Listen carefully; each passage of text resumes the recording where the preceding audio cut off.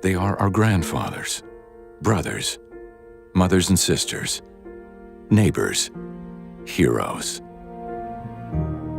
Canada's veterans, their courage, service, and sacrifice have kept us strong, proud, and free. On November 11th, let's remember them. Visit veterans.gc.ca/IRemember.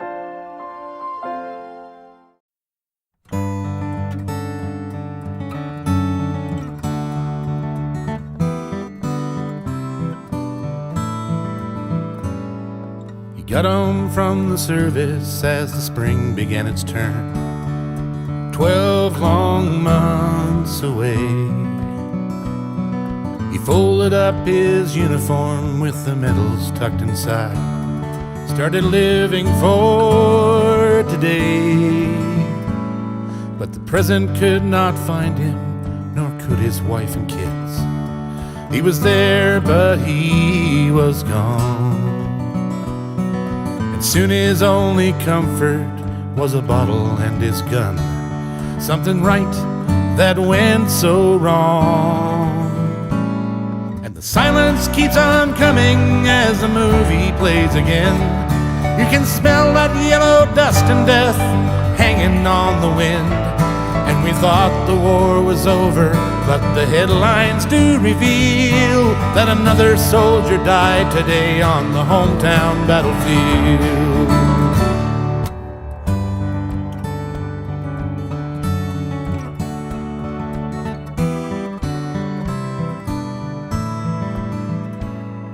He sits outside the courthouse with his pant legs tucked away, and no one knows his name.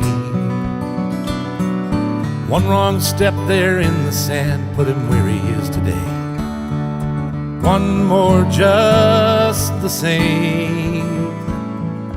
All his memories live there in the space below his knees, back when he was whole.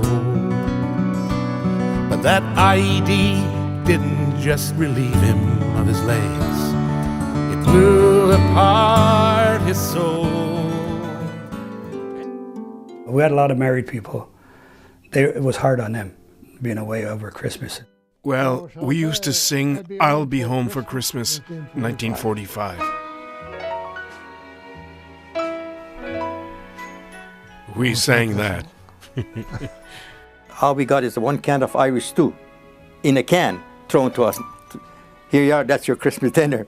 Because we're up in the front line, you see. It seemed like Christmas, and it didn't seem like Christmas. It was too far from home, too much danger, a lot of discomfort.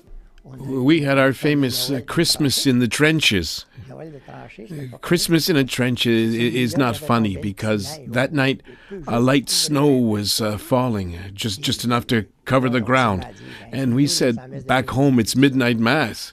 All of a sudden on the loudspeakers, the Germans played Holy Night and Lili Marlene and all those things. It was tough. We were promised that we would have turkey and a real Canadian Christmas dinner. We were the last to get there. One of the girls said, "Those pots sound empty." And we said, "No, they couldn't be." And she said, "There won't be anything left." We said, "This is Christmas, there will be enough left for us." And got down to the bottom, and there was nothing for the 4 of us or 6 of us. It was just empty. The Allied soldiers started shooting phosphorus bombs of different colors, blue, red, yellow. It was quite a... But after that, you start thinking. And my position was up in a roof of a house, like up in the attic of a house. And I had knocked a brick out. I was doing observation up there. And the German soldier come up and I had to shoot him on Christmas Day. That bothers me so much. Christmas night, one of the soldiers that we had with us committed suicide. And that really affected us. Christmas morning dawned, we got up, the Japanese brought a tree in, which we decorated. They brought a couple of big long tables in, which we put some of these linen sheets on. Then they brought in a few loaves of bread, extra rice, oranges, even 24 quarts of beer. They lined us all up around the table, took pictures, and took the whole damn thing out again. We used to play Christmas carols over the wireless sets and over the systems that we had, and you could hear Christmas carols in the front lines, and that kind of made you feel nice that it was Christmas Day. At least we're not fighting. At least it's peaceful today. On Christmas Day, 1945, when I came back to Canada, this was a lively Christmas, full of joy, full of love. You can't imagine what it is compared to the one you had spent before. It was day and night.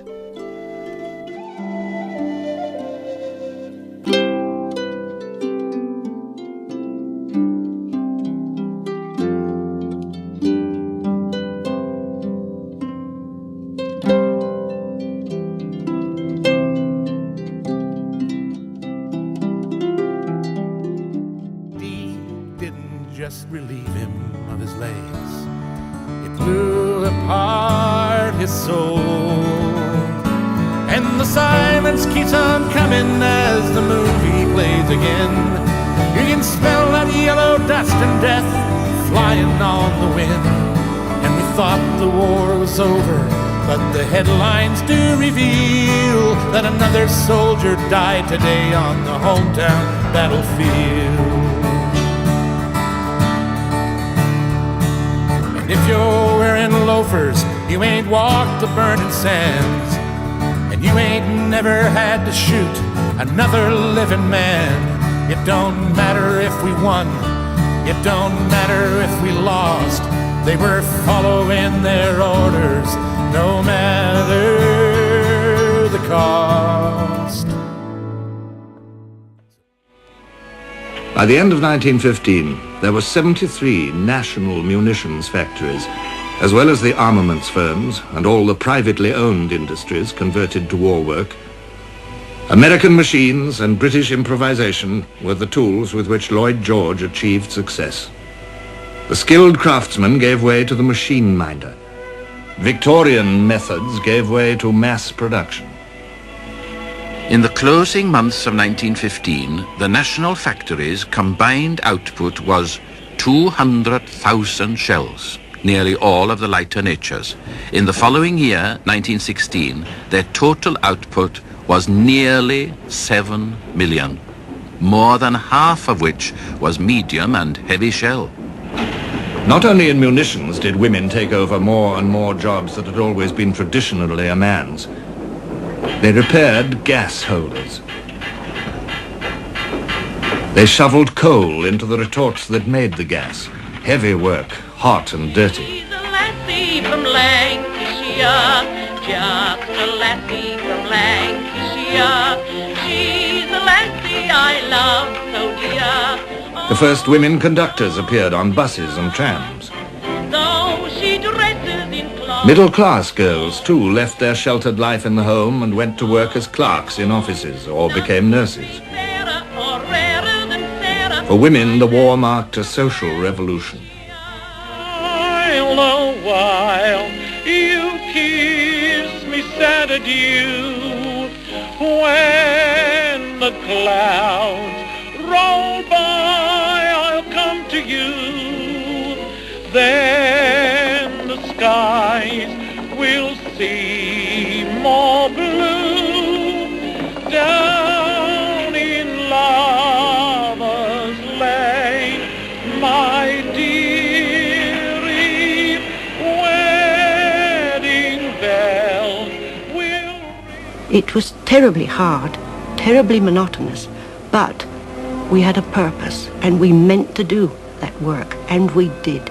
There wasn't a drone in the factory, and every girl worked and worked and worked. I didn't hear one grumble, and I hardly ever heard or knew of one that stayed out, because she had her man in mind, and we all had. I myself was working with sailors' wives from the 3 ships that sank, Abuka, Cressy, Hogue, and it was pitiful to see them. If anyone had a letter from France, we just read it, and we got to know all the girls' sweethearts or husbands. We got to know all their Christian names. And when we used to go into the factory in the morning, how's Tommy? How's Dick? How's so-and-so? Have you heard from him? And of course, some would shed a tear and say they hadn't, which meant what had happened to them. Free against the sky, and the way we seem to lose them when they get back to the world. Can someone tell me why? That the silence keeps on coming as the movie plays again. You can smell that yellow dust and death hanging on the wind. Oh, we thought the war was over, but the headlines do reveal that another soldier died today on the hometown battlefield. Yes, we pray the war is over, but the headlines do reveal that another soldier died today on the hometown battlefield.